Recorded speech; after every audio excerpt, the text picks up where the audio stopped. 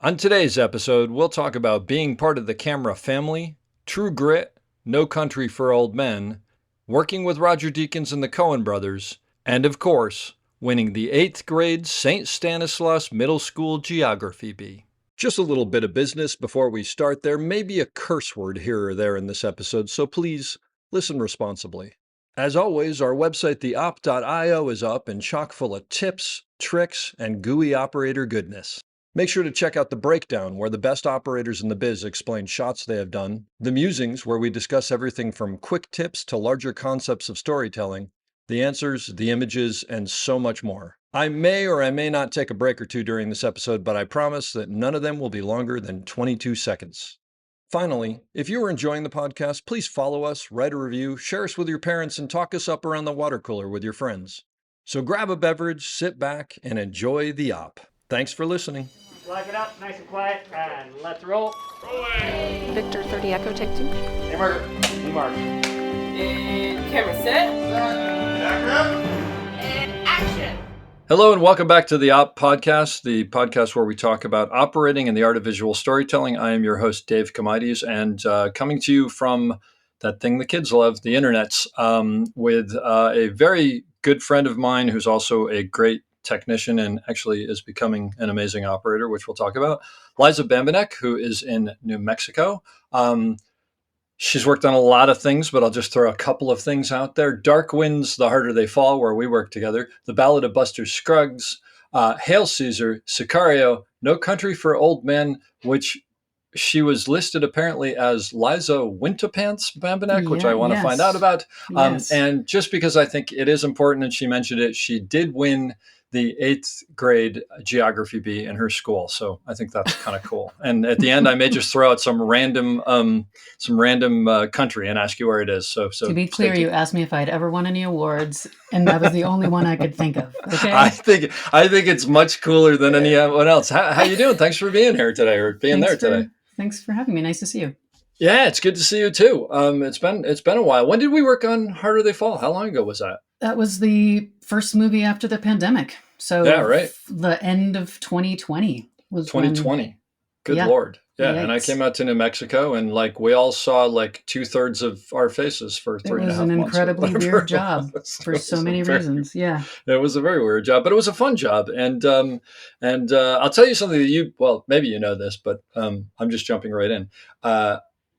Originally, Sean Bobbitt was supposed to shoot the show. And actually, for anybody who doesn't know, we were there for I was there for 2 days. You were probably prepping a little sooner. Prepping for a couple of weeks. By that point. A couple of weeks. Okay, so you'd been on a couple of weeks. I was on it 2 days, and then Netflix called us in and it was yeah, we're shutting down for a week, and all of us were yeah, it's not going to be a week.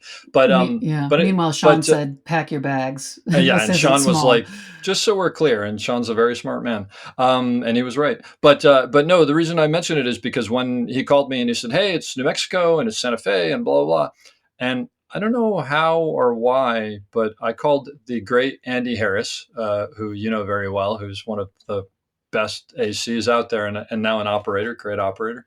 And I said, "Hey, you and Mr. Deakins have done quite a few things in New Mexico. Who do I get?" And he said, "Liza Bambenek." I was like, "Oh, okay. Well, she's not available." And he goes, "She's the one you want." And I was just "So no other names?" And he's like, "Nope, that's it. You can't do better." And I was just "Okay." And he was absolutely right. So I'll just thank you. Start that off with that. I owe a lot to that man. I owe a lot to Andy. He's great. So tell me, how'd you get here? What's your story? How'd you become a first AC in New Mexico? Well, after winning the illustrious St. Stanislaus Middle School Geography Bee in 8th grade. Excellent. Do you remember was there a winning country? Yes. Or what was the winning it? question was, what is the deepest body of water in North America? Ooh. And it's Crater Lake.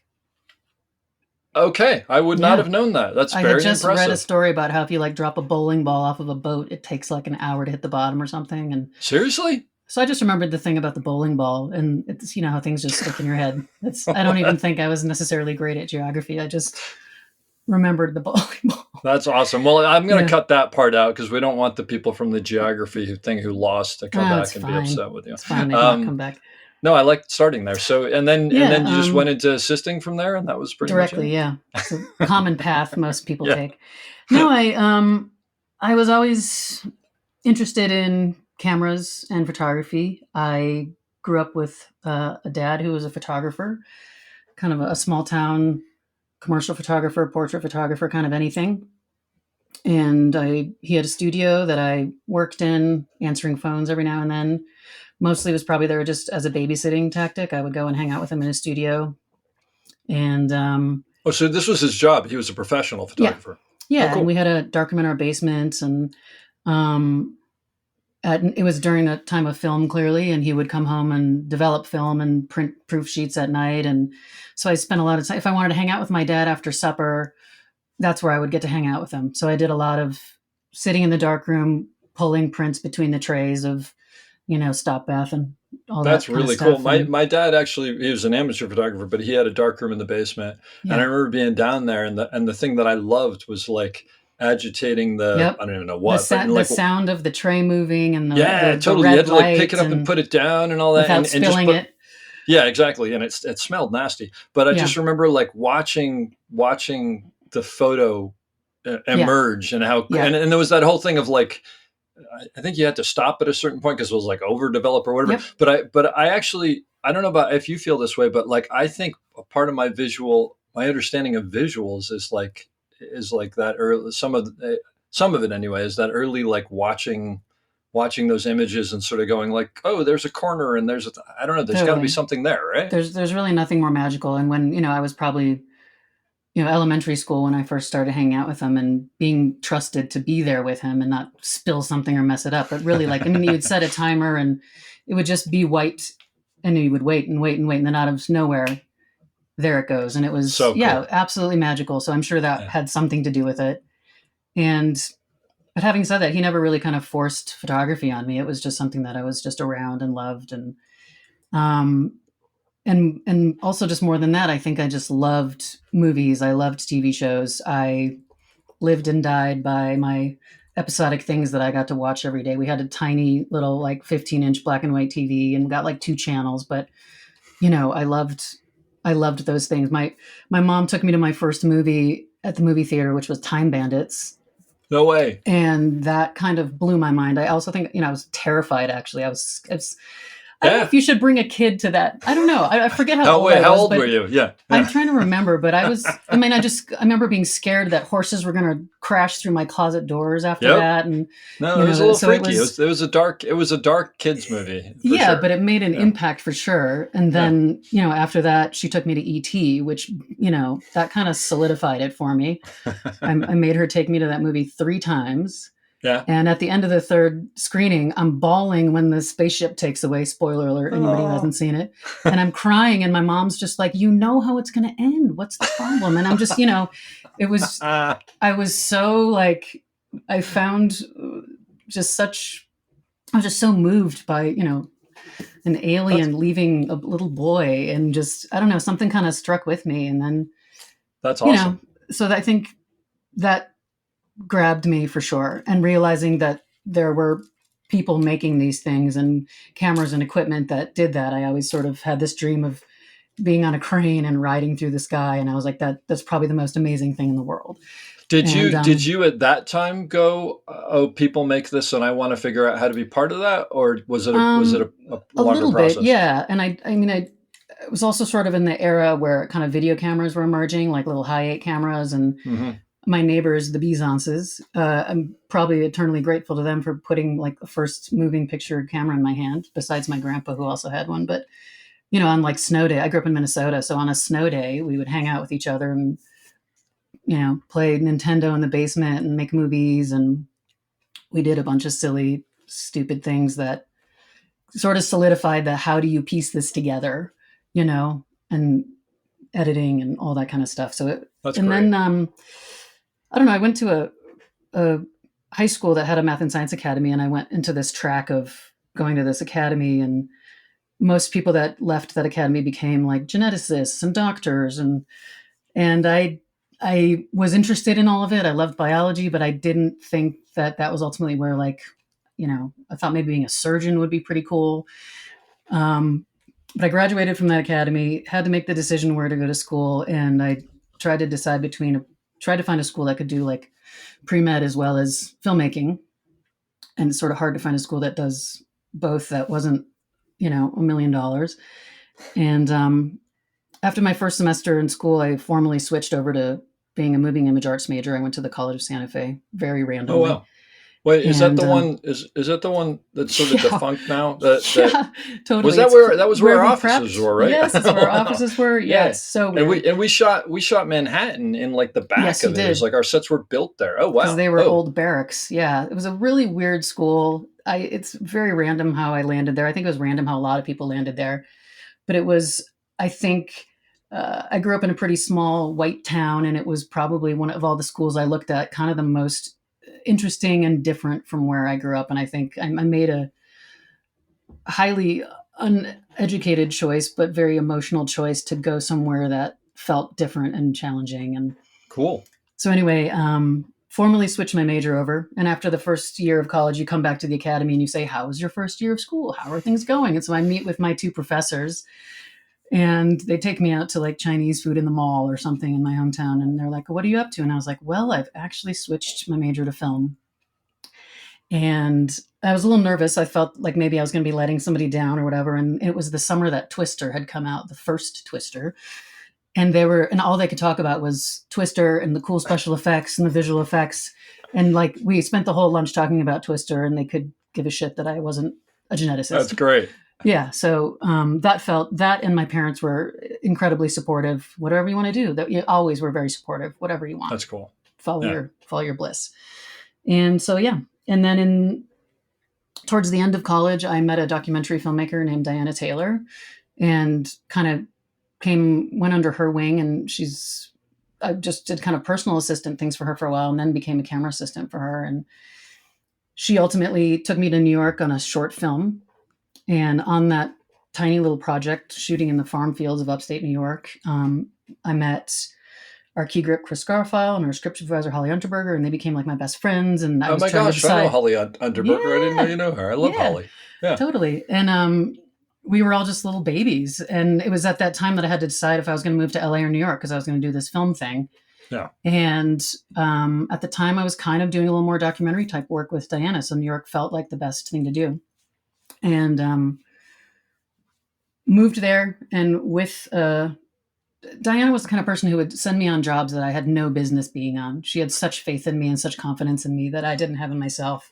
Were you doing camera stuff with her? Or Yeah. were you just like, oh, okay. Yeah. So, I mean, like pulling focus, or what were you doing? Eventually did some assisting for her, but sometimes Okay. was just more of a loader or Okay. equipment hauler. But, Yeah. Yeah. And yeah, so I moved to New York, and she's like, here, I have a job contact for you. It's Cabin Creek Films, which is Barbara Koppel's company. And I go there, and they hire me purely because Diana's given them my name. Awesome. So lucky.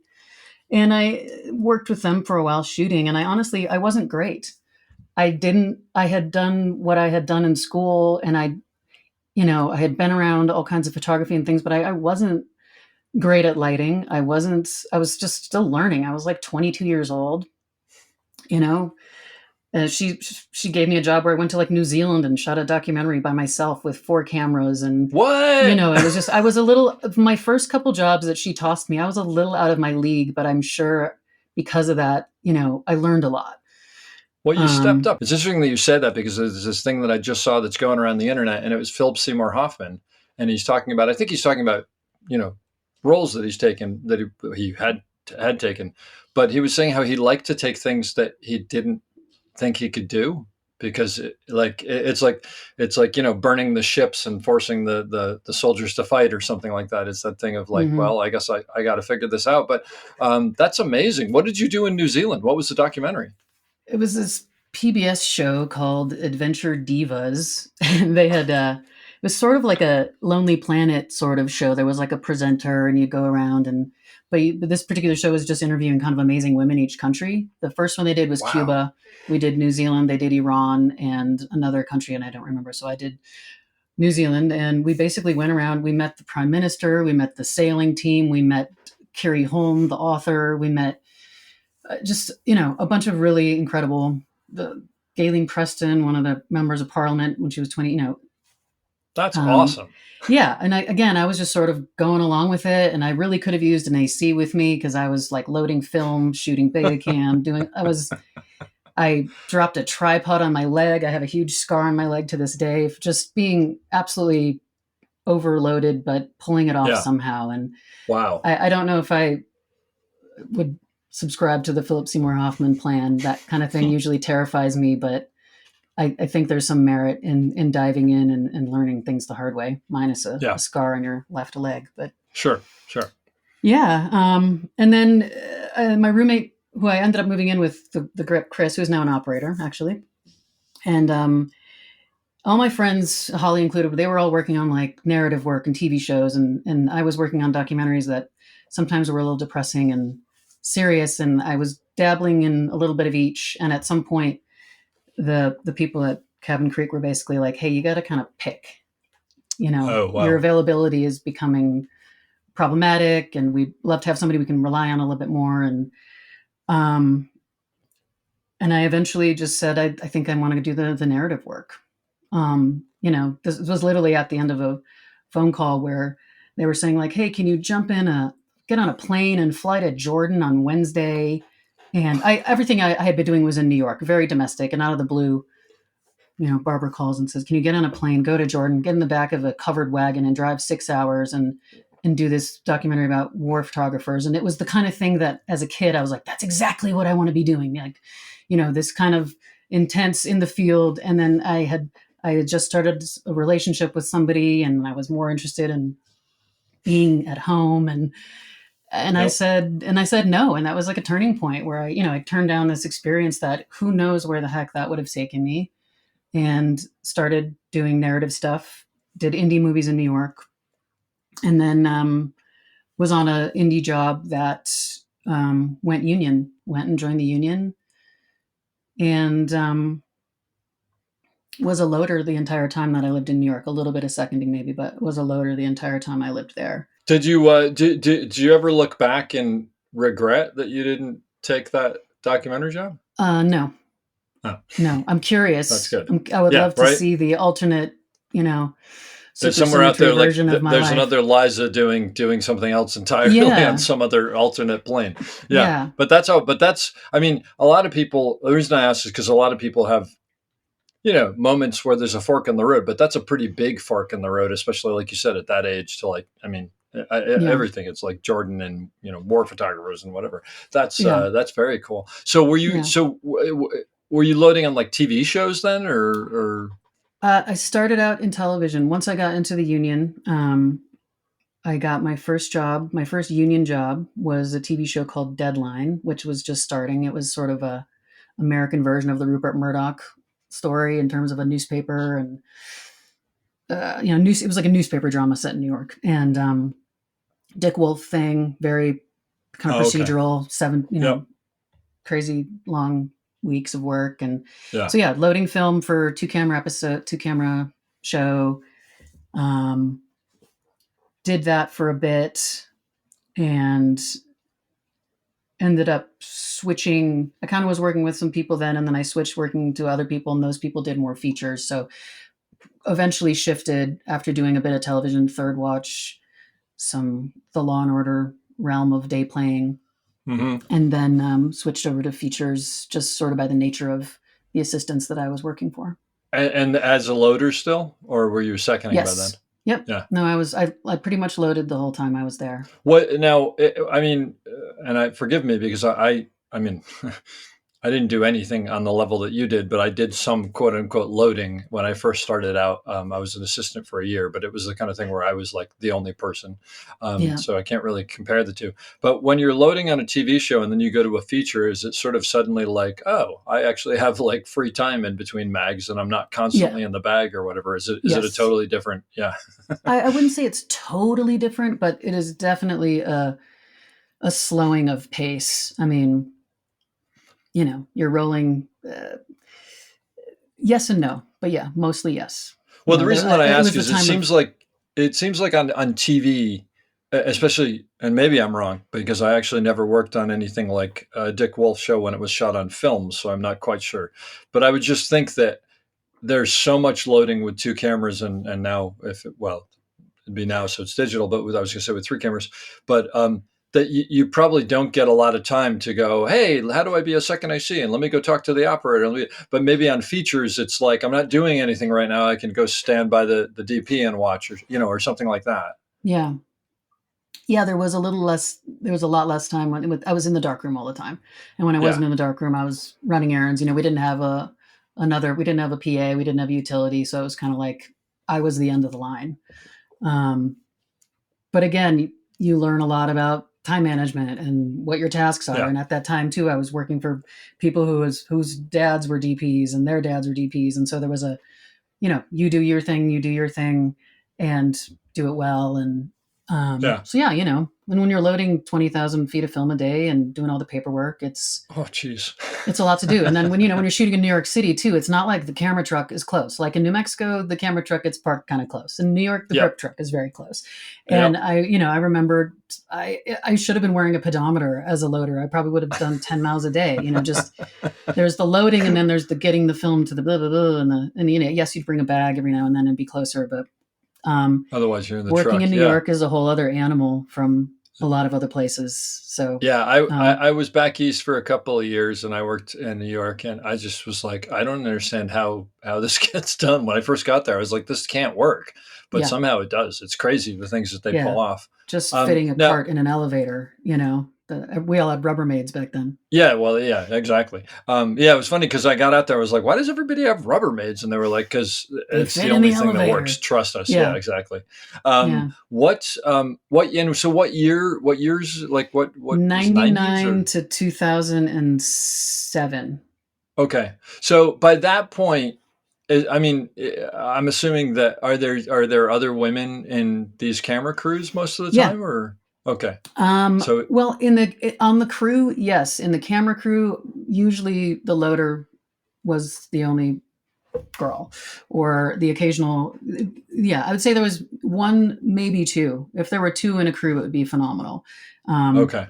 When I first moved there, one of the first ACs I met was Claire Carrier. She had been the first AC on like Boys Don't Cry and things like that. And and then I met like Heather Norton and Nick Nas Tavakolian, who's now an operator. Oh, yeah. And Amy Silverman, who's out of the business now. But and like Becca Venezia, she was there. She was a second at the time. And so occasionally there were a few like lady firsts. It was still rare back then. Yeah, and it was also the kind of thing where I was young, and it was also just like, this is how it is, and and gradually things have taken a different direction, and it's was very noticeable when I was like not the only woman in the department.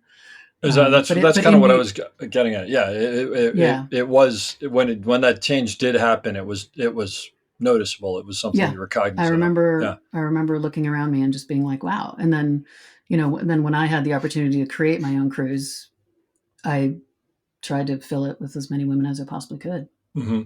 And you mentioned this, but also it's not only that you're the only woman on the crew, but are these like mostly legacy people who it's like their father and their uncle? Because I found in New York there was so much of that, like everybody's in a family.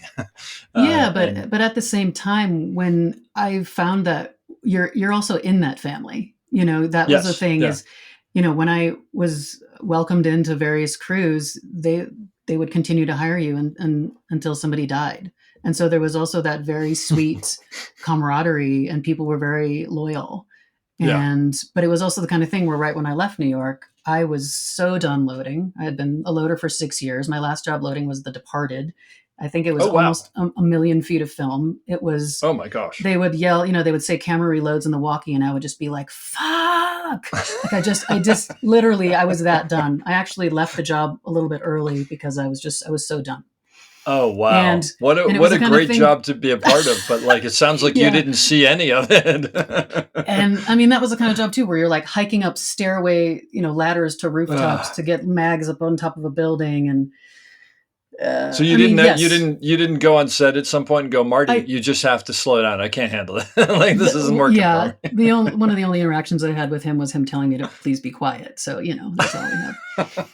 But again, a phenomenal bunch of people. It was Andrew Rowlands and Tom Lappin and Carlos Guerra and Boots and Angela and Sebastian and Yes, great job to go out on, but by the end I was done. And the point that I was getting to was, unless somebody died, I was going to keep loading. And so there was an opportunity to go to New Mexico on a job on location with Aurelia Winborn, who's a first AC. Oh, I love Aurelia. She's Yeah, fantastic. and she's like, I know you have sort of a connection to New Mexico. Maybe you want to do this movie with me. And I was like, number one, New Mexico, yay. And number two, you're asking me to be a second. Awesome. And That's so great. I left with her, did a feature there. While I was there, ran into a bunch of people I knew. The incentives were just starting. There weren't a lot of camera assistants there. And I got asked by the B First to do her next movie with her. And so I ended up moving back to New Mexico, and that's how that happened. That's great. And so how long did you second for? I've seconded for probably 7 years, maybe. Mostly in New Mexico, except for, obviously if you head out for whatever. Well, I actually, I think it was even longer than that. And I went back and seconded for Andy after I bumped up a little bit, just because why wouldn't I? For Andy Harris. Yes, anything for that him. makes sense, because I was looking at the thing and I was like, oh, first and then second, whatever. But if Andy Harris calls you and says, would you mind seconding for me? I can understand on so many levels why you'd want to do it. It was just, and it was even more than that, just rejoining with a group of people and filmmakers that are just preferred to maybe the crap that I would be firsting on here. What was the first movie that you worked with Andy and Roger and I don't know, and James as well at that point? I don't kind of know when James was present, but we were still shooting film then. She definitely got more involved when it became digital. Gotcha. But she was always present and helping with the Lock Pro dailies. Fantastic. No, my first job with them was No Country for Old Men. Wow, that's pretty cool. Yeah. I didn't know how cool it was about to be, and is and was. And did you know Andy before that? Only by name. I got connected with that job through another job that I did called North Country, that Fran was in, and our first AD on that job, Liz Tan. Some sort of conversation. My name got thrown in some hat, given to the production manager, Karen Getchell, and Karen called me one day and just said, "Hey, we're coming to town to do this movie. But first we're going to do these camera tests in Texas. We're just wondering initially if you can come and help us do these camera tests in Texas since you're close. And we're going to be shooting in Texas, New Mexico. We're not sure yet." And I got on a plane and flew to El Paso. And that's where I met Andy at the rental car desk at the El Paso airport. And I don't know if camera assistants just look a certain way, but I was like, there he is. I know that's the guy. And then we got in a rental car for 4 hours to drive to Marfa, Texas. And I was like, this could be the worst 4 hours of our lives, or this is going to go okay. Yep. And Andy, having been from the East Coast, we had a lot of people in common. Whether or not I had worked with them, I at least knew them. And so there was instantly sort of okay, you're passing at least the first test of, you know who Eric Swan. You know who Eric Swanek is. You know who Eric Swanek is. And we literally pulled into Marfa, Texas, went to a restaurant, and we walk in, and there's the brothers and Roger, and I'm just kind of like, oh my freaking God, what is happening? Okay, this is what I wanted to ask you. So I mean, is that look? I worked a little bit with Roger, and I worked a little bit with Joel. And just working with them alone, I was, oh my God. But to walk in and see that group together and you're in rarefied air there. What's that like? I don't know if I ate much, but I just kind of sat and observed. I didn't know that I felt worthy sitting at the table, but it's so funny. I knew that this was a moment that I got to at least just sit here and observe them, even, just for these tests. And basically we drove around in a van for 3-4 days. It was when the Master Primes had just come out, and Roger had previously just used the Cooks. And so we were comparing and contrasting these two lens sets. And it was Roger, Andy, and me, and this crazy, toothless Teamster driving us around the wilds of nowhere, Texas. Fantastic. Shooting at all hours of the day. And if you watch that movie, the opening sequence is actually all the lens tests of all like the light popping No over the way. hills, and Really?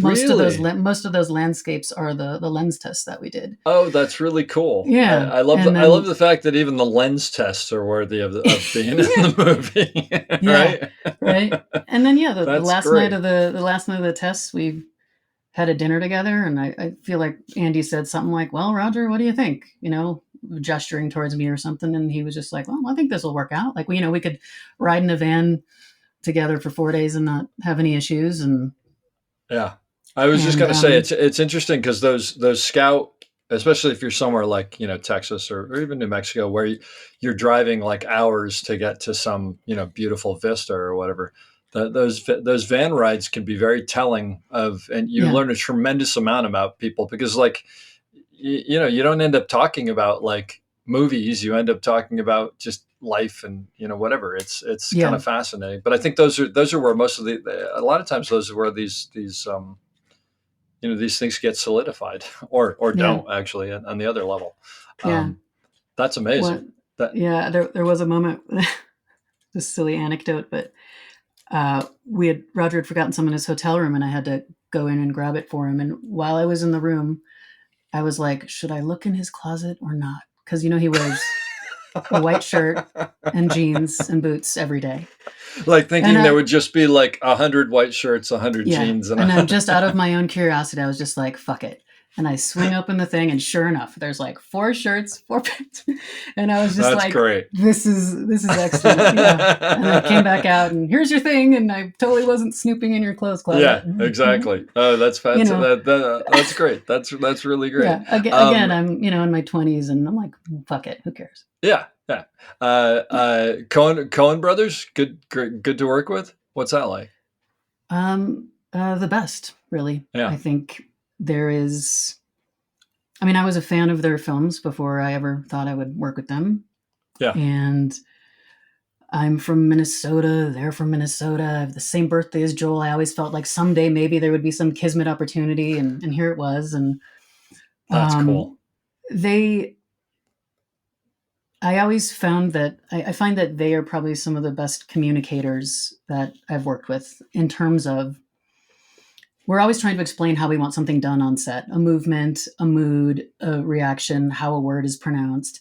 And when they come to the table and give notes to an actor or a camera or whatever, it's always unmistakably clear what they want.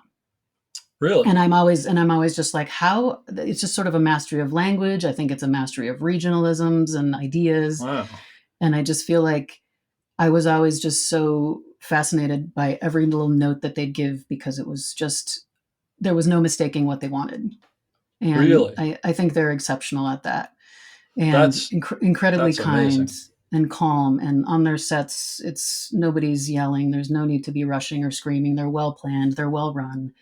You get the storyboards in the beginning of the day, and you literally hold the storyboard up to the camera, and the frame is almost identical. And you're invited to be part of the visual storytelling. You don't just get the verbal sides, but it's pretty magical. And they, I spoke to Joel once, and he said, once we've gotten to set, we've already made the movie in our heads, and filming it is actually one of the least interesting parts of doing it because we've made it, we've written it, we've storyboarded it, we've seen it in our heads.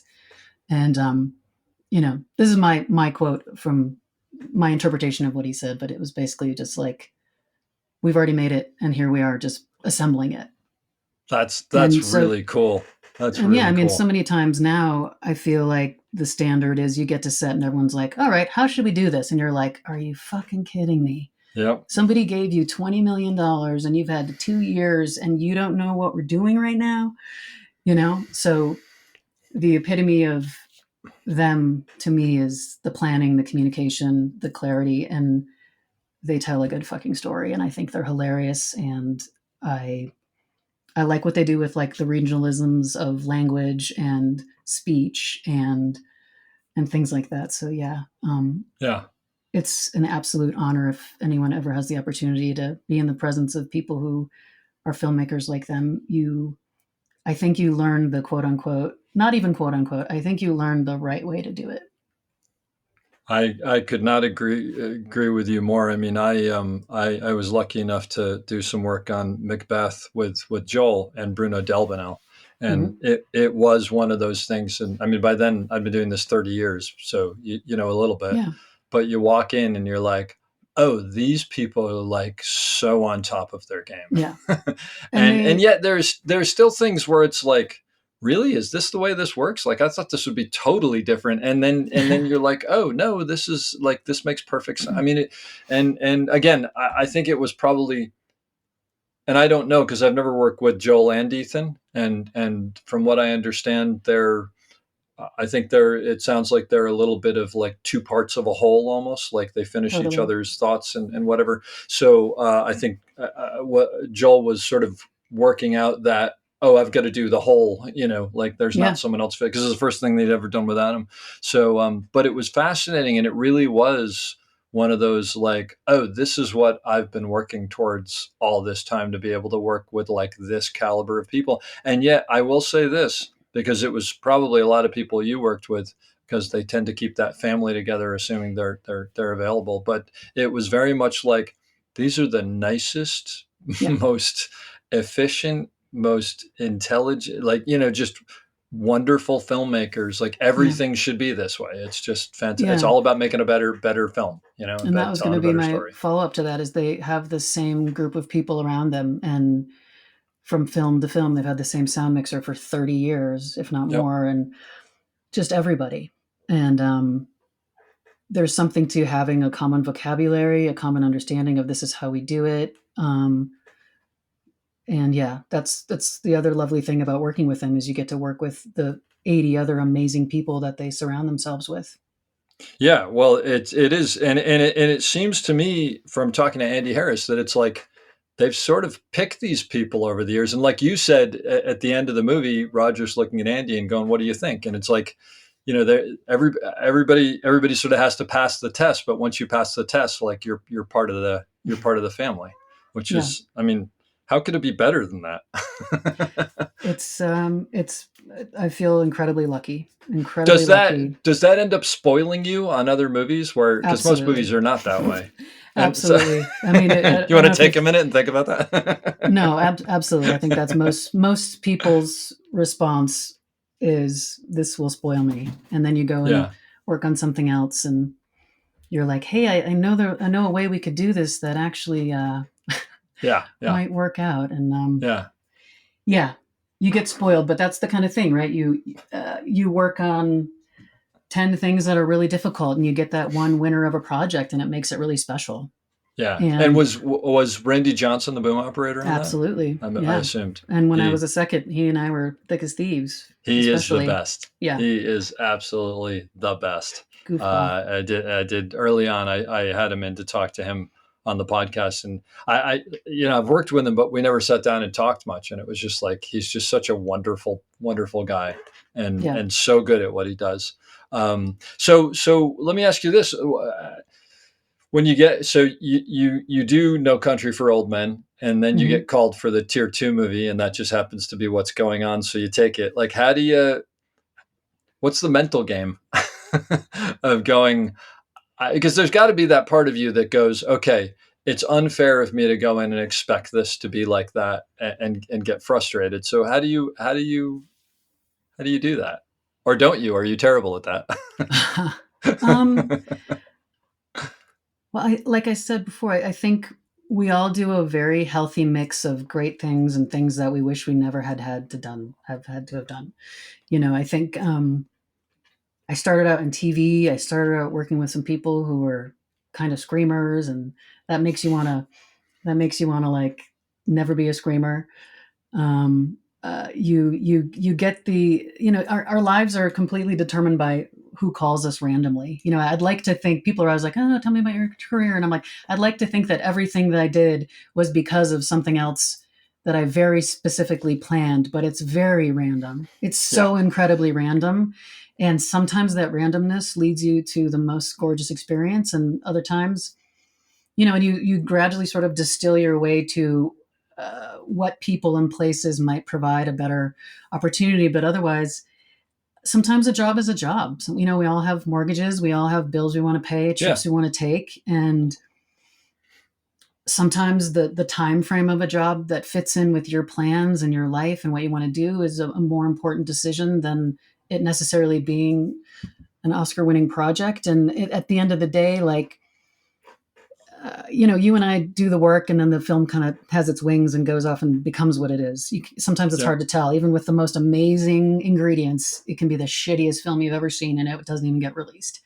And so I think I try to, from the onset, at least select from what I can select, knowing what I know. And then after that, it's kind of up to you to make that experience what it is. And, barring some absolute bad apple in the crew, but I have no qualms about working on anything. I feel very lucky to get to do what I do for a living. It's because of some shitty project somewhere that I got to do some other project that led me to the next project that led me to getting that call that day. So I feel like that's something I definitely tell people is like, you never know what's going to come from another job. The tiniest little thing to meeting one person here, they remember your name and randomly pass it on. You have no idea. So, I think you're grateful right. to get to keep working. Yeah, and sometimes I'll do the same thing, which is like you're on some horrible project, and like you said, it's Don Devine. I don't know if you know Don. He's an operator here in LA, great operator, and he gets off the phone with a job, and his wife goes, making the deal, and his wife goes, "Is this art or groceries?" He's like, "This is groceries."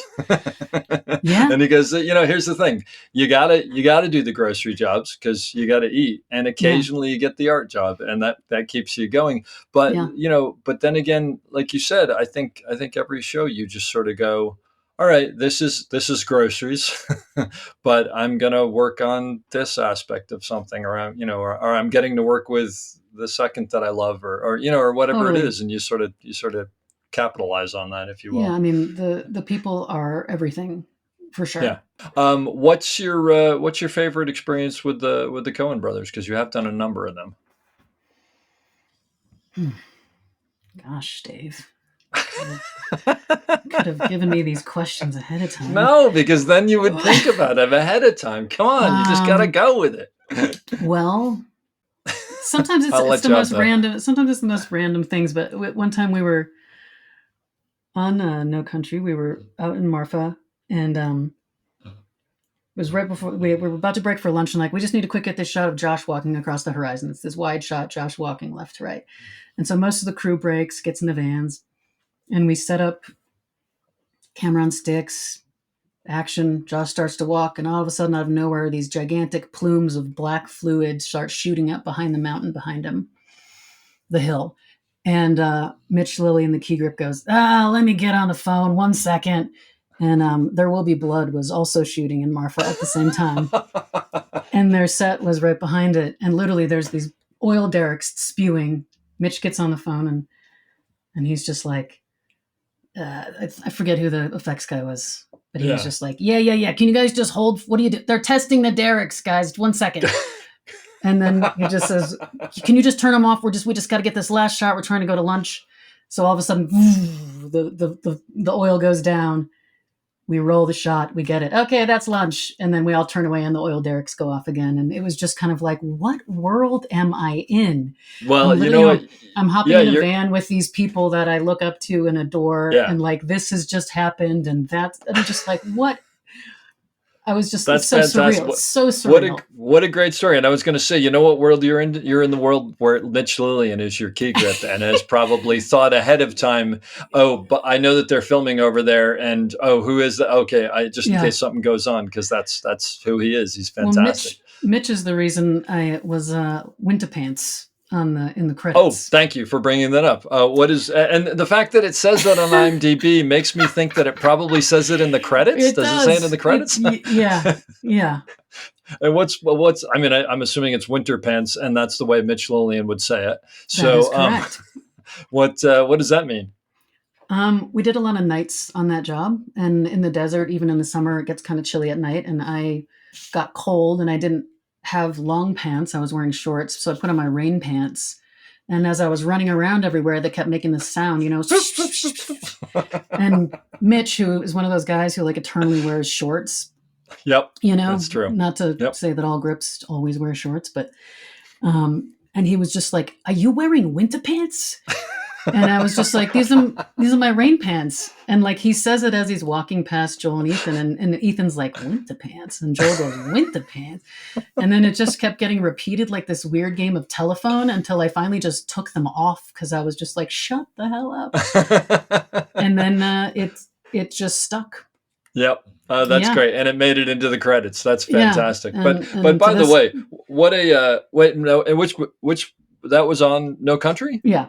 Okay. But by the way, I mean, when the movie comes out, what a perfect way to know that you're part of the family. I mean, right? Yeah. You know, that's fantastic. I saw to that. This day, yeah. That was just great. So when did you start firsting? I mean, full-time, quote unquote, with the exception of going back to work with Andy if it came up. I started firsting on a TV show called Longmire that was filmed in New Mexico. It was, I started as a second on the show. And I think season 4, the guy that I had been seconding for left to go do the Breaking Bad sequel, Better Call Saul or something. Yes. He had an opportunity to be a key first and took it. And I was able to bump up. And that is a rough transition. But that's what I wanted to ask you about. What's the, I mean, obviously I would think focus pulling is the hardest part in just the mental, but what's the mental head game of like suddenly, oh, everybody's watching me and they, I mean, because it's like, it's in or it's out. I mean, it's off or it's on, right? It's you're good or you're bad. Well, conveniently, like as the seconds on that show, if we ever had a C camera, we would take turns bumping up. Okay. Good. And so there were opportunities to at least become familiar and try and get used to what it was like and be trusted that like, okay, she knows what she's doing. Yeah. For me, it was just more, yes, technically it was difficult at times. Sometimes I felt like the long lens shots were easier than the wider lenses, which was interesting, but I got pulled aside at one point and was told like, "Hey, we need to kind of work on a couple of things." And I said, "Yeah, I'm well aware." I too am looking at this screen that you were looking at. And, but yeah, it was just time and practice. And on an episodic, you're just hammering out 10 pages a day and 4 company moves a day. And so in addition to all your focus pulling and technical work, you're also carrying a camera up a mountain and loading a truck and unloading a truck. And so it just took some time. But I would say the first season that I did it was very clearly a learning experience for me. And thankfully, people kept me around. And, you have to let people make mistakes, but not at the cost of what you're making. And there are certain jobs that are a great place to be a learner. And there are other jobs that you would be canned in an instant. And I was lucky enough that I had an established family of people that I was working with. Yeah. Jimmy Muro and Cameron Duncan were the DPs. Oh, that's fantastic. And the assistants that I worked with, Bambenek Bartoloni was the A first, Todd Avery. Just all of those guys stuck their necks out for me ultimately. And that's great. That's wonderful. And then we carried on and managed to hold my own and continue through the 6th season when it ended. And how long did it take you until you would go into work and go, I can do the job today. Like, I'm not worried. I'm not freaking out that they're going to throw something at me.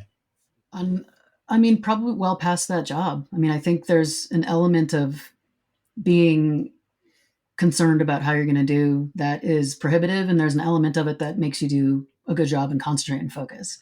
Mm-hmm. So I'd say it took several years. Certainly, certainly for the past few years, it's the kind of thing where I can show up to work and the last thing I'm worried about is if it's going to be in focus or not. It's scheduling or hiring somebody or finding somebody to cover this person or whatever. It becomes more comfortable, but it took me several years to not absolutely have a sleepless night before a first job or just pull my hair out if I saw him setting up a shot that I was like, oh fuck, Yeah. Yeah. But Well, and then and as I've talked about before too, it's just like technology has improved and throwing, I didn't have a light ranger on Longmire. I was using a Cinetape. And the digital things that sort of tell you how far things correct. are away. So Thank you. can, And the Cinetape would just give you numbers on the side of a display. yeah, so you can check yourself basically. You still have to pull focus, but at least you have some like backup, I and guess. then and the light ranger had just come out, and I got to try it out like on the last season. I was just like, are you kidding me? I could have been doing this job. There's no rehearsals. The actors didn't like to put down marks. We didn't use marks on Longmire. Well, so nobody does now anyway. So you were getting ready for the again, future. in a way, in that Philip Seymour Hoffman way, it was really helpful. So I pulled focus on a TV show for many years without marks. And yeah. No question. So I'll tell you something. One of the, I thoroughly enjoyed working with you on so many levels on The Harder They Fall. But I remember very specifically that day where, what was that? It was anamorphic, and we had that zoom that was like 150 to 800, or what was it? 3-to-1. Which was like, they went to like 820 or 870 or some weird number, but it was an anamorphic zoom, and it was crazy. And it was that scene where they all come riding into town, and Idris is wearing like his prison uniform with the stripes, and it's like they come around the corner and they're all fanned out, all the horses. Oh, yeah. And remember that we brought him up like 19 times. Yeah. Oh my God. And you and I are on B camera, and Mihai's on A camera, and he's doing his thing, and this and that and the other. And they would just sort of leave us alone to do, like, let's do this and let's do that. So I just started, we just started having fun with it. And I remember at one point I was like, can we throw the long zoom, and like I'll start all the way down on the end of it and just ride it out. So and I remember you were like, yeah, sure. And I was like, I don't want to throw you under the bus. And you're like, no, it'll be fine. And I think you got it on the first take, and it was a really hard shot. And I remember James, the director, came up to me and he goes, she doesn't get rattled. And I was like, no, she doesn't. And he said, would she tell you if she was in trouble? And I said, I'm not actually sure, but she doesn't really get in trouble, so it's not a problem. But that was one of the great things about that job, was like, I always knew that you were game to go, yeah, let's just go for it, and we'll do the best we can. You're only in trouble when you get into it. Up until then, you're doing it and you're feeling it. And that shot had to be just completely feel at a certain point. And I think I was on a dolly too. I think that's the other thing. It was a side-to-side dolly. It was side to side, but as I remember after, I think I tend to put things on an angle, and I think it was on an angle. I didn't want to mention it, but you were on a diagonal, you jerk. You could throw me under a bus, and I'm sure you were sitting there going, "Really? You couldn't just put?" Yeah, it's like the diagonal slider of 10 degrees. I'm like, do we exactly? Have to do but see, this the thing is, I wouldn't have done that if I was worried that you wouldn't have gotten it. Although the truth of the matter is, I probably didn't even give it a thought on any level. But there's a comfort level there. So but I remember that very specifically, and James being like, "Wow," and I was like, "Yeah, that's why we can get all this cool stuff." You also get to know the lens that you're working with. You get, like, we spend enough time on that lens where it becomes a little less daunting. Really? Yeah, you get comfortable with the throw of it and how it, you are with it. When you said, that's interesting. Are you talking about like the physics of it and how it turns and how your hand moves at a different pace and rate with each lens and whatever ring you have on the Preston. And that's interesting. So for that lens, I would throw on like the E ring or something, which is the most detailed ring. And then when we were on Steadicam, I'd have the A ring on. So it's opposite ends of a throw spectrum. And so you get to move, you kind of get comfortable with both of those. On Steadicam, I would only be doing something like this. Just turning it slightly. Insert hand motion here. And then on that, you almost need the throw to kind of feel it more. Like you need to have a movement that you can feel as they're moving with you to really, and if so you get to feel a lens. And I learned that actually I did a Western called Appaloosa with McLean. Fred McLean was my assistant that I seconded for, and we were on a 3-to-1 all the time on film, shooting horses riding at us at 100 miles an hour. And the guy nailed it every time. And wow. he just knew how it moved. And I was just like, this is incredible. And you spend enough time with a single lens and you feel it a little That's better. amazing. It makes perfect Yeah. sense when you explain it, but I wouldn't have thought about it. So I want to ask you something specific to operators because one of the things is you work with. I mean, you work with operators over and over again, but you also work with a lot of different operators, right? You go and you day play, or you just start a new job with another operator. So when you go in and you've run into an operator you came in and you worked with me, right? We'd never met each other before. How do you, or if you don't want to say about me, that's fine. How do you determine like if the operator knows what they're doing, if they're a good operator, if they're a great operator? Like, are there signs that you look for? And the reason I ask is because for people who are starting out, I think this is good to know, because the reality is when we come on a set, we're testing everybody from the moment we get there to sort of not to make them, but just to go, how much can I trust you, or do I need to keep an eye? I mean, we're all doing Yeah. that, I think, on some level, just for survival. I, yeah, it doesn't take too long to suss out what somebody is doing and what they're capable of. But I think it has to do with communication and confidence that they display, for sure. I mean, we all have our moments. When I start working with an operator, I take sort of a subjective approach to what I'm watching.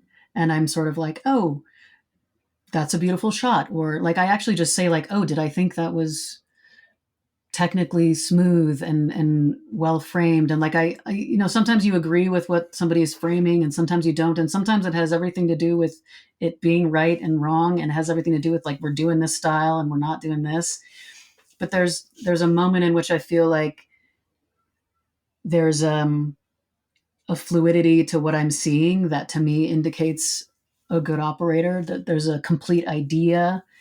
There's an A to a B and maybe a C, D, and E that makes a lot of sense. They're clearly paying attention to the story and we're getting these details. And, on TV, for example, like on B camera, the B operator is grabbing all the little details that you need to put the story together. And I would always be very impressed when they were clearly paying attention to that. And I'd be like, yes, thankfully I also read the script and I know to rack focus to the orange or whatever. And then on a feature, there's just sort of more of a longer sort of composition that I guess I can grow to appreciate. But in terms of being able to say, I don't need somebody to say, here's what I'm doing and I'm going to do it exactly. There's always going to be some variance. And sometimes that makes it more fun, actually. Mm-hmm. So to get to a point where you can roll with the variances, I think that makes the relationship between operator and first even better. When you're both at a level in which you can almost even throw each other off a little bit and you'll recover just fine and make something better in the middle of it. I think we even had some times on that job together where I would react to something and, it would lead you over, or maybe we'd even talked about it, but sometimes it wasn't that way. And No, there definitely were times where it just happened because you saw yeah, something. And I mean, that's one of the things of early course, that's on. how it goes. And like I said, I mean, right off the bat, look, Andy Harris said you were good. So I was like, I'm sure you are. But after a couple of days, I was like, or probably even less than that. I think I even, said to you, like, look, if you see something, just go for it. We're B camera. So it's not like we're going to miss Yeah. the main part of the story. Like, let's find cool stuff. And I think, you embraced that, which was great. Yeah. And so when you come in, and you don't have to give any names, but if you can think of when you've come in, and hopefully it's not me, when you think of when you've come in and it hasn't been a good operator, and you realize that, like, okay, this is going to be a little challenging.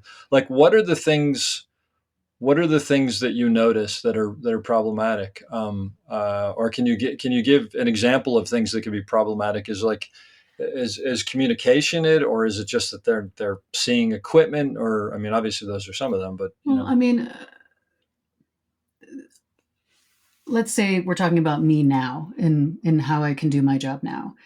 Mm-hmm. An operator can do whatever they want to and need to do, and I'm not going to find it problematic for my job unless they say, hey, I wanted 100, and then we hike up on the top of the hill and they're like, no, just kidding, I needed this. Like that kind of communication. Like, so Sure. Just from the basics, ask for what you want, tell me what you want, tell me what might be a second option.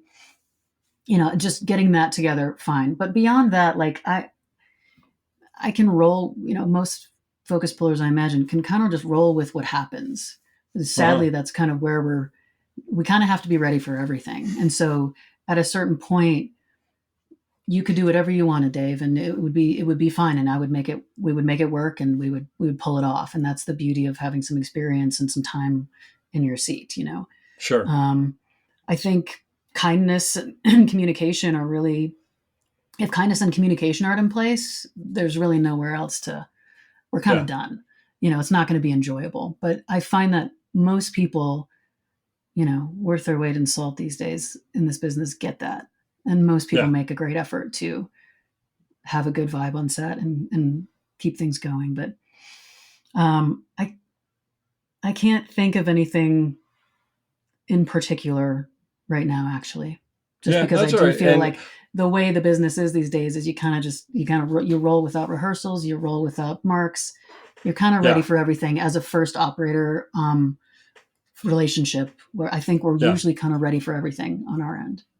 Unfortunately, that has become, it's weird because I say unfortunately, and I do mean unfortunately, because it was great when we could do it out, but there is sometimes occasionally things will happen that might not have happened if we had planned them out, only because we are flying by the seat of our pants.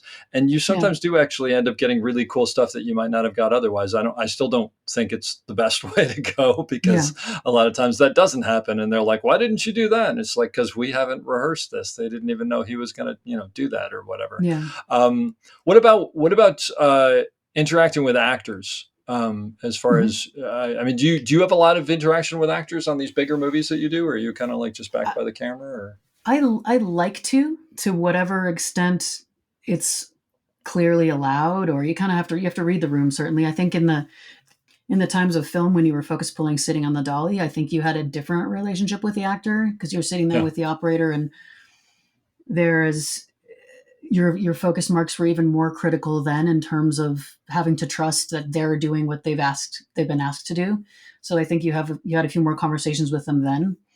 But I think it's just general practice to just be like, hey, I'm the person back here, whether or not you can see me, who is keeping you sharp. You know, I don't this isn't my speech. I just say, hey, I'm Liza, I'm the focus puller. I like it when you get the soapbox out and you get up on you're like, do everybody you know listen to me now. I'm talking. You? Yeah. No, but it's when I can, a lot of times if there's a mistake, it's often my responsibility and my fault.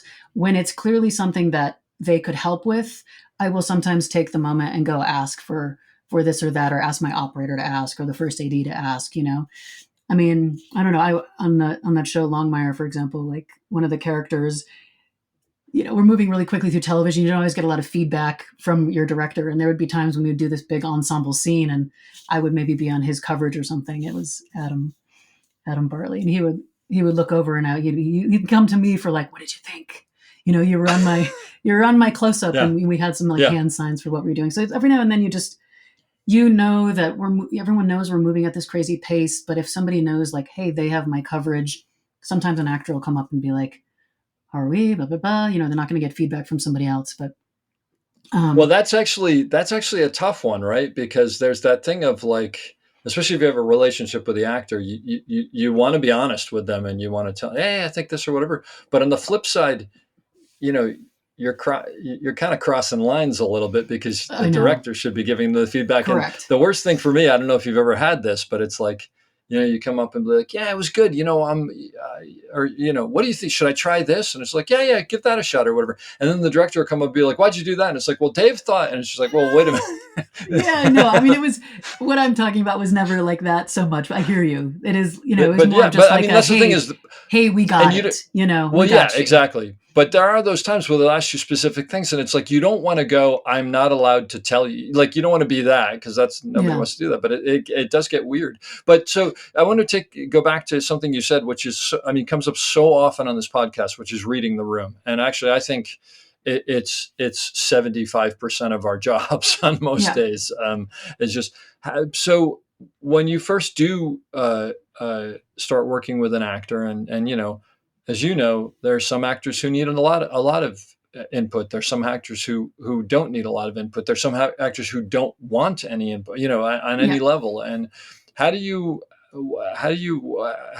determine who that person is and whether you can go up and go, hey, is there any way when you're, I don't know, leaning forward at this point that you could just, because we're so close, that kind of Yeah, thing. like if Because you're inside minimum or something. it's Yeah, that, I mean, it's that weird thing where you don't want to get in someone's heads with the technical, but it's also, Right. we have a very technical job that has to be done. So how do you decide who to talk to and how? I think a lot of times it's remarkably clear, and you don't need any help reading any room. Somebody's either this or that. There's the people on the extreme ends. Uh-huh. Um, Otherwise, though, you observe, you watch and don't speak for a while, and then like I would only really approach an actor in a very specific circumstance, or if we're kind of socializing between setups or something, and then you establish I think it's nice to establish relationships with everyone on the set, no matter who they are, including actors. I think actors are probably some of the people that I probably get to know the least on a job, because there is sort of this respect level, and it isn't, we're not supposed to be there palling around all the time, but if that's invited, okay, great. Yes, this helps the camaraderie in general. And there's definitely the people who are like, don't you effing look at me, get that out of my face, whatever. Please don't be in my eye line, which is absolutely, fine. I mean, most of the time these days, a focus puller is probably not even in the room. And it eliminates a lot of that hassle, if you want to call it a hassle. Like I'm not in anybody's way. Nobody has to tell me that they can see me. Just I have limited time to make sure I'm doing my task properly. And let me just be over here so I don't have to worry about who else I can possibly be bothering. Do you prefer to be in the room if you can? I like to be in the room and by the camera, because you can see, I like to pay attention to when the camera's moving. And I also just like to stay as involved as I can and be present. And it's a little more fun on set. But if I do have to approach somebody, I'll just do it very sort of humbly and softly and just be like, hey, I'm Liza again. I don't know if you're blah, blah, blah. And maybe, this A, B, or C. Or, if I'm at all concerned, I'll have the operator or the first AD have that communication on my behalf. That's actually, I think, probably the best way to do it initially. And then once somebody learns your name, once an actor call me by my name, I feel like I can approach them as well. Gotcha. And do you read the script, a couple times during the show, or you read Absolutely, the sides, or what do you? I read the scripts when they come out, and then I read the sides each day, of course. Yes, essential. I learned that on Longmire. Just, we if they're talking, they had to be in focus, which is going from a Coen Brothers film where you're on somebody for coverage to go to that.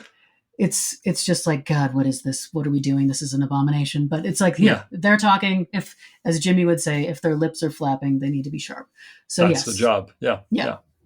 And so that also adds a layer of challenge and fun. And I actually think that when I'm wearing the context, that I feel like I can get into the scene better. And I feel like I do a better job if I have the context in. The context, listening to their dialogue, actually. Correct. Now, that said, you do that obviously when you're out of the room. If you're in the room, do you take it off and just listen to them in real time, or you still? No, I put it into, because I like being able to hear, like a lot of times an actor will take a big breath in before they're going to take a step. You can hear the cup move before they, there's all these audio cues of their movement.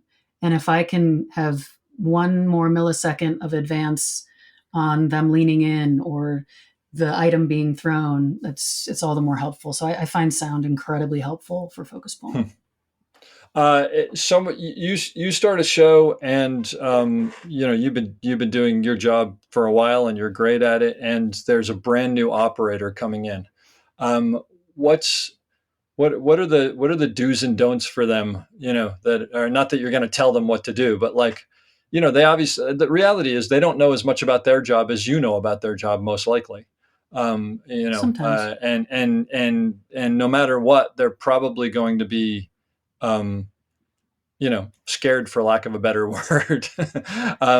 So how do you try to work with someone like that? So, because there's got to be that thing of not being overbearing, but also being helpful, but not being too, it's that whole thing, right? I think that it's a lot of patience sometimes. This doesn't happen often, but when it does, here's the thing. They have earned by some means the right to be there, and we are all learning all the time, including myself. That's and great. You have to remind yourself of that. And sometimes it's hard, especially when you're in a show where you're hammering stuff out. And, it's like the new director comes in and it's their first day of the episode and they're like, "Wah, blah, blah," and you're like, dude, we just finished an 8-day episode. This is just another day for us, And when a new person can come in, sometimes there's this almost like, how do you not know the flow of things? But how could they know the flow of things? So it's just being patient, giving everybody the requisite couple of days or weeks to like get into the flow of a show, to remember that they're learning, to make suggestions, sometimes maybe in the form of a question. You sometimes, there's a weird line of like, they have to make their own mistakes, but you're a team. Your whole camera is, you want your whole camera team to succeed. And I don't want us to have a crappy shot, but if we frame something up that isn't great, that has to sort of fall on the shoulders of, that's not my business. I'm there to keep it sharp, build it, move it when we need to move it to the next scene. Yeah. I think just having patience and the only times I would ever make a suggestion would be more of like a physical thing. Like, hey, do you want a riser over here? Or I see you're reaching for this. Maybe you want this handle. Like, I'll sometimes go over and configure the camera when I see them struggling with a physical position of operating or something. Because if they're not asking for it or doing themselves, I don't know if they know that it's even possible to do. And as you know very well, sometimes just getting comfortable and being able to physically move the thing where you need to move it is the biggest the job of operating. Yeah. So well, and I think it's also mostly with courtesy things like that. Otherwise, sure. I don't get too involved in their choices. No, that's actually great, because I think also, I think when you're a new operator, there's something about, you don't want to ask too many things because you're worried that people might not think you know what you're doing, and asking questions or asking for constantly changing things or whatever. But you said something really interesting. You said offering suggestions in the form of a question. And I'm now thinking back and thinking, wait a minute. How many questions did she ask me? She wasn't asking me all those questions.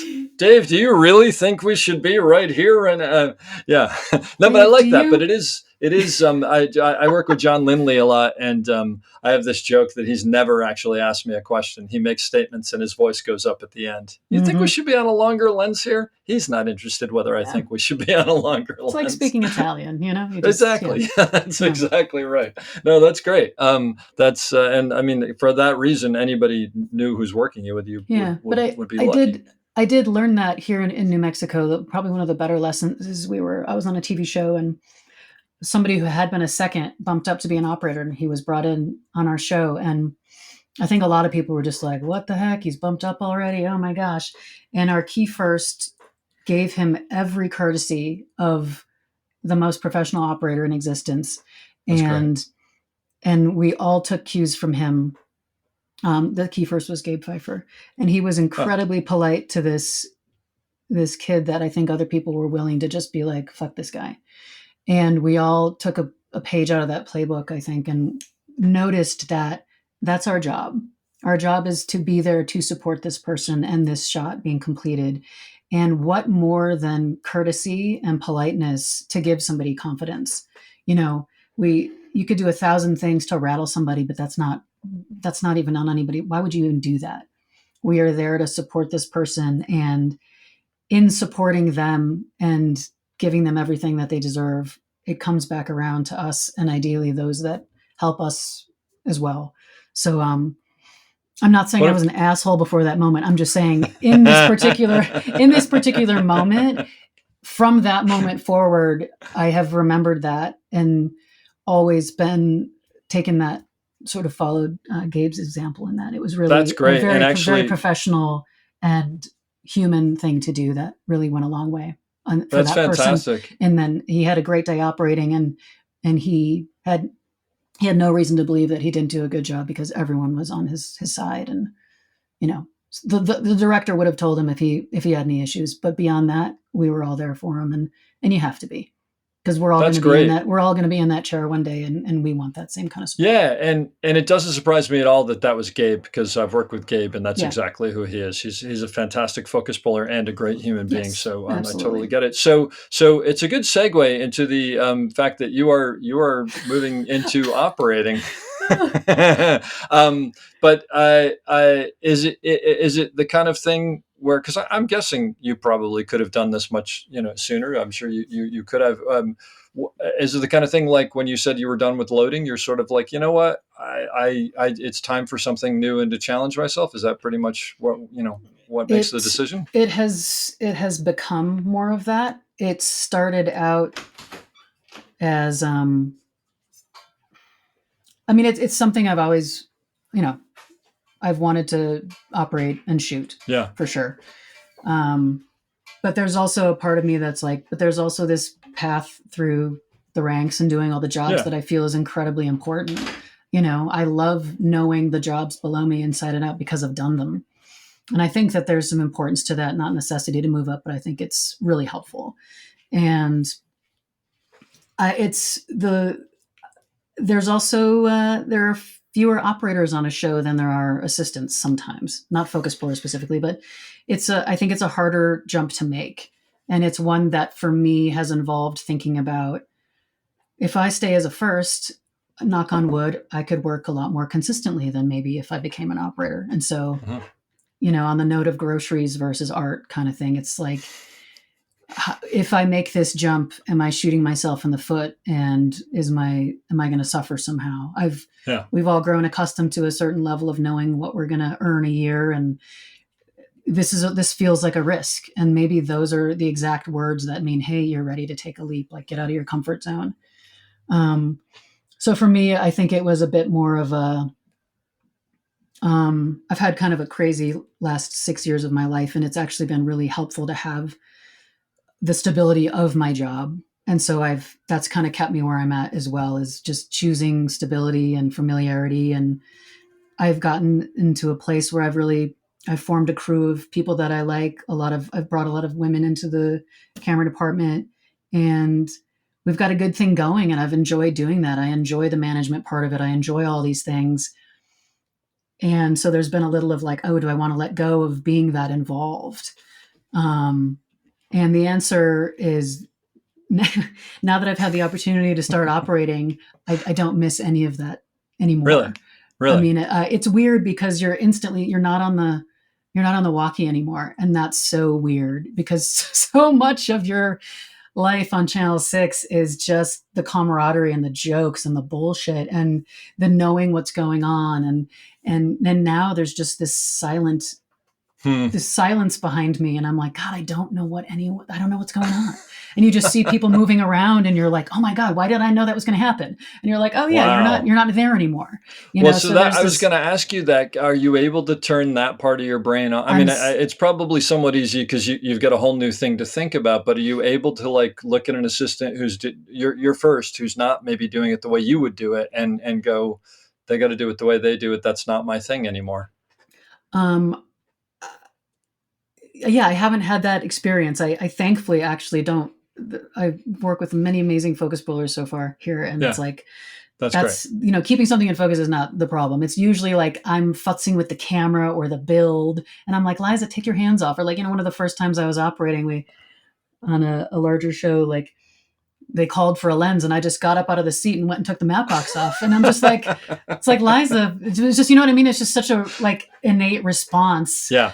And I'm like, Liza, so I literally would just take 10 steps back from the camera when they call for a lens change. And I'd be like, Liza, you got to like turn that off. And it's hard to do. But it makes sense, right? Because some of it's Pavlovian. I mean, there's no question about it. So it's more like build things than act like focus pulling. I'm more like, and then somebody will come and do something for me and I'll be like, God, this feels weird. I can adjust my own eyepiece leveler. Let me let you in a little secret. Like Please. a year from now, you'll go, I don't remember how to adjust the eyepiece leveler. Someone else did. Like you're going to forget everything. It's amazing how quickly you're like, I don't need that anymore. And I'm moving on. Insert operator joke here. Yeah, I've told this story before. Can somebody give me my coffee, please? Exactly. I've told this story before, but the first thing I ever directed, like big thing, was ER, and I directed it. And last day, I actually got sick, and I ended up in the hospital. But so I was off for like 2 days, and then I came back, and I was doing Steadicam, and the first shot that we were up, Chris Chulak was directing, and I got up there with the Steadicam and they rolling and this and that, and I said, and action, and he looked around the corner and everybody kind of looked at me and he's like, Dave, it's all right, I'm gonna take care of that now. And I was like, oh, I'm so embarrassed. Yeah. And he goes, nah, it's fine. But it Right. does, that stuff gets in your mind. So what do you think the biggest hurdle of making that jump is for you? And I'm not talking like wheels or panning or tilting or something like that, just the difference in the job. It's still very new for me. I'm about to start my first full-time job. It's all been day playing up until this point. I think just basic confidence. I have been really lucky so far that I show up and I know most everybody on set, and people are kind and they're like, hey, it's about time and great to see you here. And people are, That's and I'm cool. just like, oh my God, like I'm sort of an internally shy person. So any sort of attention like that is uncomfortable. But at the same time, that means all the world to me. And it's all you need is one person being like, hey, you did all right. That was great. Yeah. And so just trusting my instincts. I've been looking through a camera my whole life. I've been looking through somebody else's camera for the rest of my life, watching operating happen and, pulling focus on the most amazing, I've been able to work with some of the most amazing people that I've always looked up to. So I feel like I have a sense of an aesthetic that I find pleasing and good and right is kind of a weird word to use, and just trusting that my eye is a good eye and going with that. And I find that that's when I also have the most fun. And there's going to be times when somebody corrects your framing or says, actually, no, we just need this piece so there's those two parts of operating, especially on B, I'm gathering, is that there's a very functional and purposeful part of it where you're filling in some gaps. But then there's another part where you're also in that process still wanting to pull something out of your hat that is beautiful to look at. And it's procedural. Maybe we're just doing coverage, reverse coverage. It's not always going to be that. But so I think the challenge is just trusting that my choices are good choices. Yeah. But I think that's yeah. You're right on there. And I'll tell you, one of the big things that took me forever, and I think takes a lot of people forever, is, you come and you land a frame, and then there's that thing of going, maybe I should be a little to the left, or maybe I should be, but it's like that, just land the frame. And like you said, there's no right frame. I mean, there's stuff that's bad, obviously, you don't want to see it. If there's a lamp in there, maybe you wait for the offline and you move it over so they have it or something like that. But I notice that newer operators will constantly be going, they're constantly adjusting and adjusting. It's just like, just let it sit Let it live. Yeah. which I think is the hardest thing to do, because it comes down to, like you were saying, it comes down to trusting. And it's not that I've nailed the perfect frame, but that this frame works and it tells the story, and maybe I'll adjust it on the next one or something like that. But I think what I'm looking forward to is, there was a time as a focus puller where we would be setting up a shot and I'd be like, oh, this is going to be a hard one. This walk up, or this is usually some sort of long lens thing. I'm like, oh, this is going to be tricky. And then there were times when you're like, whatever, this is the shot and we're doing it. And I think now I don't want to set myself up and be like, oh, this is this, I'm scared of stand-ups. I'm nervous about, So am I. I stand-ups just fucking make me nervous. And I'm like, oh God. So just to get to the point where I can just it's practice, it's repetition, it's practice, it's making some mistakes. So I want to get to the point where something as basic as somebody getting up out of their chair isn't going to make me get a nervous stomach before we. Yeah, if it happens, feel free to let me know how you pulled it off, because it just. Yeah. I mean, because the thing is, it's not. There are no two actors who stand up the same. Yeah. and there are no and many actors. Some are great. I mean, some will stand up and as soon as it cuts, they'll look over and they go, I totally screwed you on. I'm so sorry.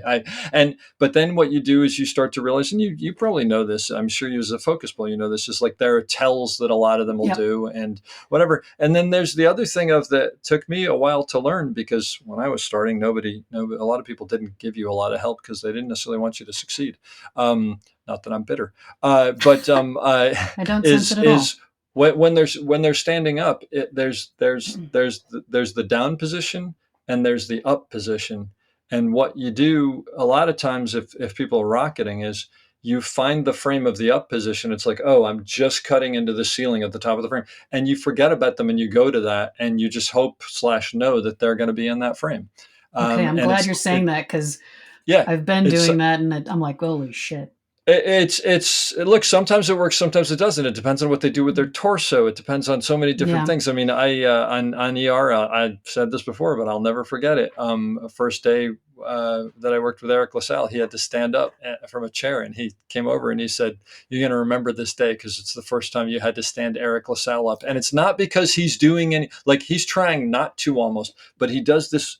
He has a very long torso, which that changes a lot of things. And he just has this scoop that's just this.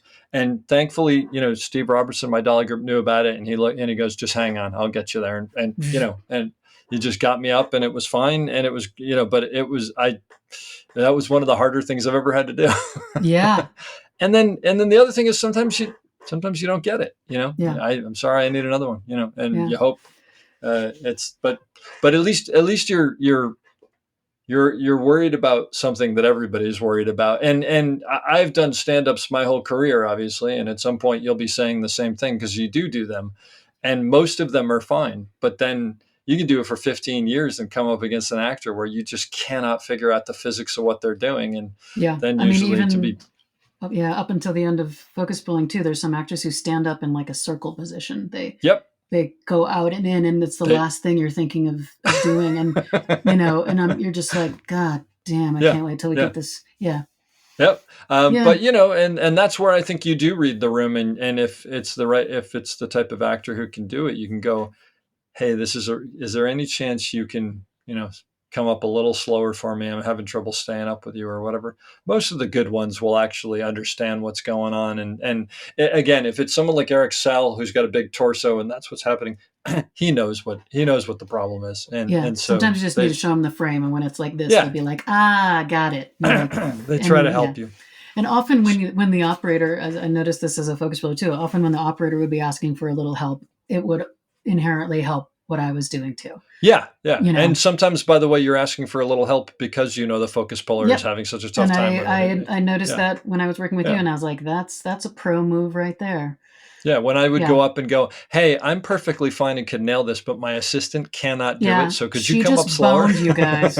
Yeah.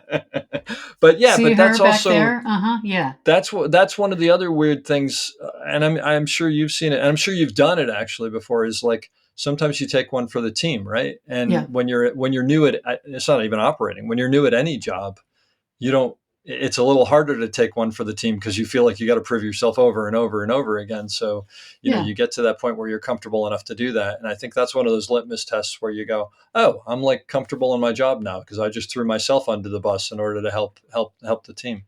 What about working with the dolly grip? Like, because the thing is, unlike in the past, because you sort of alluded to this, in the past you were sitting on the dolly, right? And now I know you work with the dolly grip and as assistant, but not the same way as an operator does. You're not sitting there anymore. Yeah.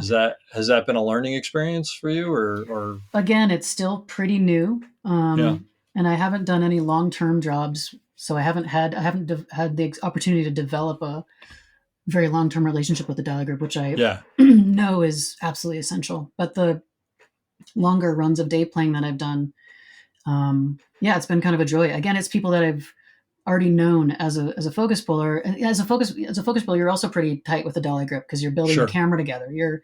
Sometimes they can be your nemesis or your best friend, and it's, they help you as much as anybody. It can be really an important person even for you as a first.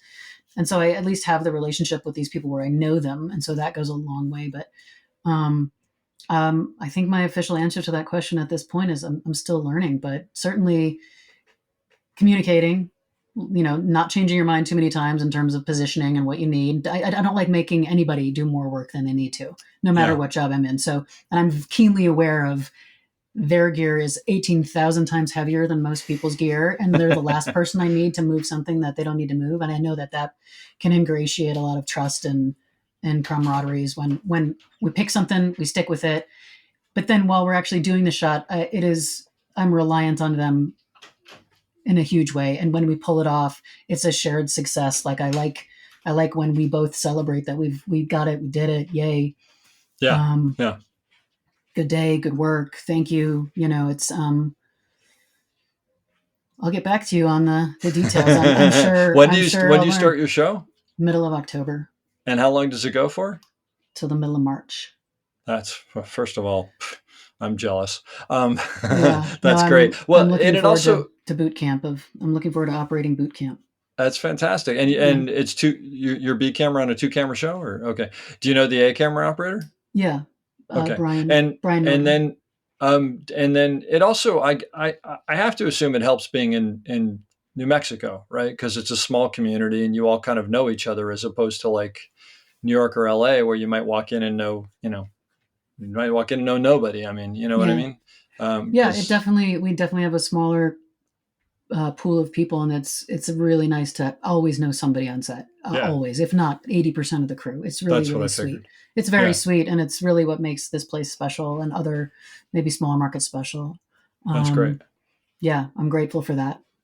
And is there, do you, and I'll preface this, I'm not sure. I know at one point it was definitely this way, and I'm wondering if it is still this way.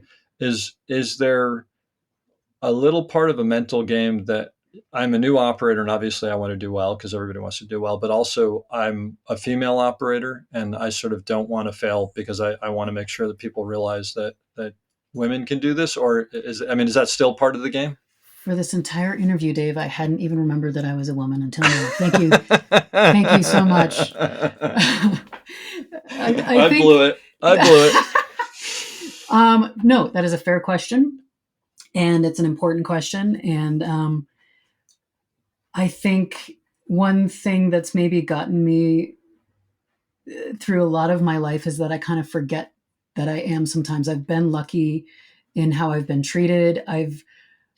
I am a bit of a tomboy, so I get on with guys as well as anybody. Um, and so in that realm, I don't necessarily feel differently. There have been times, actually, just towards the end of my focus pulling career, where I was just starting to actually, again, notice. I was like, oh, I am being treated differently by this production manager or Oh, really? Okay. this thing. It was usually in the realm of producers or production management with me, because I'm determining like, this is the package that we need, this is what I need for staff. And I was getting a lot of pushback, and I was just like, you know what, like why have you hired me if you don't want to trust me for this? And it started to feel sometimes like it was maybe a thing like that. So it was No, but other I'll than, tell you this: the fact that you have to think about it makes me very happy, because obviously it's not. In other words, the answer was like, "Oh, totally." I have to constantly think about that. And granted, maybe right, that's just you, but even the fact that, because 10 years ago, that would not, not the th- answer. no, The answer and would have been like, "Yeah, no. we're all on the block," you know. And most of my Um, female mentors have a very different story. And a hundred percent. most of the female operators and DPs that I know and love now, like their stories are so fucking different. And it's Yeah. heartbreaking to hear from them, Yep. and it's Yep. also almost fuel to keep moving forward as if there was no difference, Yes. and to just make that our norm. And, that is what representation does. That is what having a bunch of, I remember even when I started to see like more like female electricians, I was just like, this is so fucking cool. Like, number Yeah. one, I'm noticing it. I wish I wasn't noticing it, but I am. Or a female director, or for God's sakes, at one point, like an African American first AD, like, geez, like what, like, oh my gosh, these things shouldn't stand out, Yeah.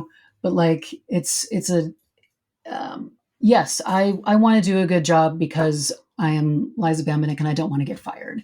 Yeah. And Yeah. I am critically aware that there are many people who could have my job right now. There's a lot of people not working, and I feel very lucky to have a job upcoming. And none of those people have ever made me feel anything other than an equal to them. And I would hate to That's think great. that that was a reason, but for the sake of just all females that I've ever worked with, I want to do a good job. I want to make them proud. I want to, I want Well, to and be there. I want to be there and be invisible and blend in and do my exactly. work. And I don't need to stand out because I'm male or female or not. And like, That's great. That's exactly yeah, what it should be. And like yeah, you sort of alluded to this, but it seems to me like those people who are your mentors, they did all that work so that Totally. you could get to the 100%. point where you're like, I don't even think about this. This isn't a thing. 100%. And it's I almost have a small amount of like, oh my God, is it okay that I feel okay? Yeah. You know, because I get it. I came up hearing so many horrible stories, and Sure. it was never something to be like, men are horrible, forget this system. It was always just like, hang in there. It might be tough. If it's tough, don't recognize it as anything other than you're absolutely supposed to be there. That doesn't matter. Yeah. You know, That's don't great. don't let it deter. Yeah. And it's like I said, I'm so happy to hear you say that, because it's proof that it's proof that the marks have moved, or the goalposts have moved, or whatever you say. Yeah. I don't know what I don't think, follow any sports. I think what also has moved is the ability for, I think a lot of people suffered in silence, so to speak, for a long time. You just put up with shit. I mean, I put up with certain amounts of shit. You know, I once got a job and somebody was just like, you look like my sister. And I'm like, oh, great. Are you kidding me? Number one, that's what does that weird. even mean? Number one, that's two. And number one, that's weird. And number two, that's weird, you know? Oh, but boy. like, yeah, I just think I lost my train of thought by telling a really dumb joke. No, that was great. No, because the funny thing is like, if I stood and heard that and someone walked away, I would probably turn to you and go, what did that even, like, what does that mean? Is that like, is that a positive thing? Is that a negative thing? That's just kind of skeetchy. Yeah, that's a little strange. I am, again, That's lucky to be where I am because of a lot of time. And what I was going to say is like, what is different now too is I feel as if somebody did make someone feel uncomfortable for a very inappropriate reason, I feel like there are now actually the grounds to have that conversation. I'm not saying go to HR directly, but I feel like there are now the grounds for people to be like, hey, you know what? What you just did there is not okay. Yep. And I'm coming to you because I want us to all get along. Yep. And, you know, whereas before somebody would have just maybe suffered in silence over it. So I feel like at least there are channels with which people can communicate. And nobody ever wants something to go to an HR case. I've never had to deal with one for myself ever. Yeah. And I'm grateful for that. I feel like we should be able to approach one another. And now it's also just like, hey, be on your best behavior. Be a professional. Like it's 2024. We don't need to be like what you just said. Maybe in 1930, that would have been, hey, script girl, blah, blah, blah. You know, like, no. But like now it's like, come on, grow up. Yeah. It's like, you know, we've created a world that for the most part, that isn't even acceptable anymore. Yeah. And it takes people calling it out for it to be that way. And it takes people to have changed themselves for it to be that way. So those two things are now way more present than when I started my career 25 years ago. Which is great, which is absolutely great. Well, I wish you the best of luck on your show. I'm excited to hear after you've done it, how it went. I will give you one piece of invaluable, I'm going to say, advice that I think will probably serve you well is if you do screw up, which is going to happen because I still screw up, don't beat yourself up and then just turn to everybody and go, I just want to throw out there that none of you know what the deepest body of water in North America is. So let's let's all be okay for a second. And if you want, I'll tell you that later, but I'm just saying you don't have all the answers. So, I keep that in your hip pocket. And if you pull it out one day, I want you to text me and go, it worked. They all bowed down to me now. I'm gonna get that tattooed on my thigh. Thank you, Dave. I appreciate that. But that is the one thing that I tell all people who are starting out. It's like, God, I was doing a Steadicam course a little while ago that I was helping teach with Buzz Moyer and a bunch of other people, and we had like just a Q&A night, and one of the students went, "Did you ever like just finish a shot, you put the Steadicam down, and you go, wow, I just nailed that," and I was like, whoa. That's no, I never buzzed. And he's like, God, that would be great. Like, does that happen? And everybody had the same thing. And it's like, look, dude, I may finish a shot and be happy with it, but I guarantee you that driving home, I'm going to go, oh, I just figured it out. Like it's never good enough. And so I think that that's what most people have to understand. Look, if you're good, and I know you will be like this, is you're always trying to make it better. And if you're always trying to make it better, then you're not celebrating what worked. Yeah. You're basically going, how can I make this better? Why are they moving on? Because I can make it better. But the reality is they're moving on because they're happy, you know? Yeah. It's subjective. It's all subjective, you know? It's all subjective. It's like that. What did Edward Murch, the editor of that book. It was like, there's 1,000 ways to point a camera, but really only one. Yep. You know, it's like, yeah. That's exactly it. Yeah. Well, this has been great. Thank you so much. I'm going to leave you with the question that I ask everybody, and you can just take us out, which is, what advice would you have for someone getting into the business today on how to succeed? And or Liza Bambenek talking to Liza Bambenek, I don't know, 20 years ago or whatever it was, on what you wish you knew. I think it's very basic. I think when people are always like, oh, how'd you get into the film industry? I'm always just like, don't worry about getting in, worry about getting out. But, you know, it'll be like 10 in the morning and somebody will bring me a little snack or something. And just the tiniest little things, I'm like, this is actually like, I have so many things on my mind right now. Like ultimately, as you're working and when you're starting out, the people above you have their brains full of all kinds of things that they're forgetting to do the most basic things like eat and drink water. And sometimes the tiniest gestures go the longest way. Just a simple, let me give you a beverage. Let me give you water. Let me offer you something. Let me assure you that we've got your back. And it's just sometimes the smallest thing. And you don't need to have been on 18,000 movie sets to know how to do that. You just need to be a human being who's paying attention and caring. And it goes a long way. Be kind, be curious, pay attention, ask questions, be organized, and learn how to make a good fucking cup of tea. I hope you enjoyed that as much as I did. We'll be back soon with another great episode. Don't forget to check us out on theop.io for all sorts of information on operating and storytelling. So thanks for listening and have a great day.